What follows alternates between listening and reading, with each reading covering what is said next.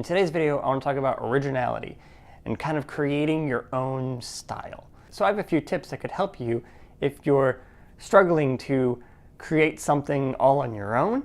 And basically, it's a 4-step process. Step 1 is find something that you really like, you really enjoy, and copy it.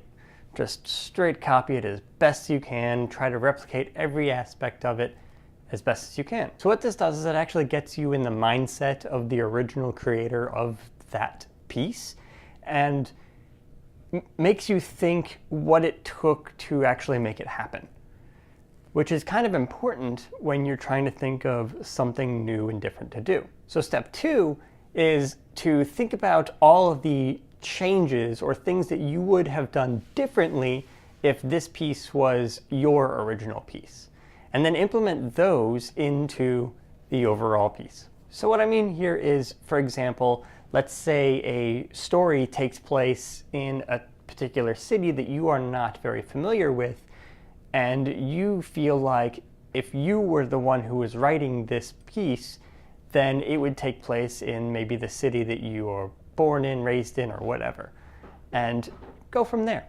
And step 3 is throw out everything that you didn't change. So all of the original points that you didn't touch or that you felt worked better their way and you couldn't think of another way, throw it all out.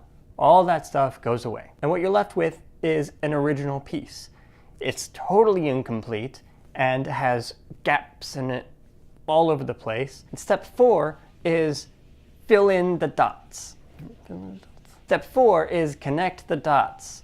This is where you're literally just bridging the gap between the spaces that you created yourself and the empty voids left by the original creator's content. Now I know this can be pretty daunting, especially when you're just starting out and you didn't really want to change too many things, but if you keep doing this, you get to the point where you start changing more and more things about the original piece, and then you stop even needing the original piece altogether because you are just using what you observe in your daily life as your source material. Granted, you're still going to want to browse similar types of creative works. So for example, if you are trying to get into photography, then it's still going to be a good idea to keep looking at other people's photos and how it was done and all that fun stuff. But this was just something that I think will help people who are just starting out in the creative fields. Write down below, what kind of tips would you give to people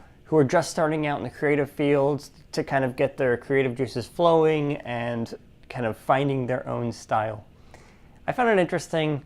There's so many different ways you can go about this, but this was just a way that helped me. So yeah, leave a comment, like, subscribe, and I'll see you next week.